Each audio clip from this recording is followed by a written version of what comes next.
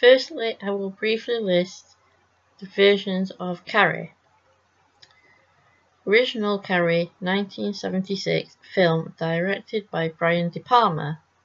Carrie, 1988 musical, a Broadway musical adaptation. Carrie, 2002 TV movie, a made-for-TV movie that deviated from the original ending by having Carrie survive. Carrie, 2013 film directed by Kimberly Peirce. Carrie, 2013 musical.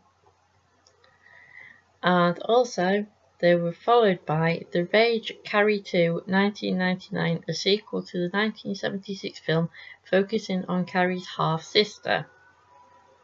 As you can see, there have been several versions of the King book Carrie.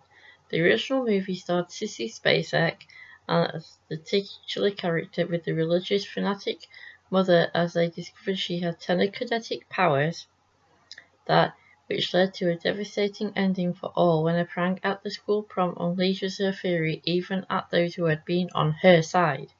Unlike Chloe Grace Moretz, who would go on to play the titular character in the remake, Sissy Spacek managed to embody the shy Carrie White perfectly in the late 70s version. I'm afraid that I have to say that Moretz is just way more conventionally pretty than Spacek was when she played the role, and she just didn't fit for me after having seen the original version of the character in that movie. As far as the made-for-TV version and the two musicals, unlike the sequel from 1999, I have not seen these, so I'm unable to comment on whether or not the actors who portrayed Carrie and the rest of the characters met Spacek's performance with their own. I certainly do not believe that the actor who played Carrie's half-sister gave as good a performance as Spacek. It's certainly not one of those that really stuck in my mind apart from a vague recollection that for some reason she could have the image of leaves grow over her. Odd choice. Carrie is one of the few movies that I recall having had more than one version of them made. There have been two versions of both The Shining and Firestarter, as well as It. In the case of The Shining and It respectively, both have had miniseries and movie adaptations made of them, whilst the original Firestarter movie had a young Drew Barrymore of E.T. fame in it. I don't recall the actor's name who plays Drew's character in the newer version of the film.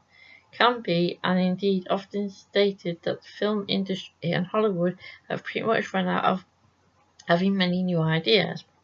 Unfortunately, even Disney has been taking to making live-action versions of multiple of their animated movies.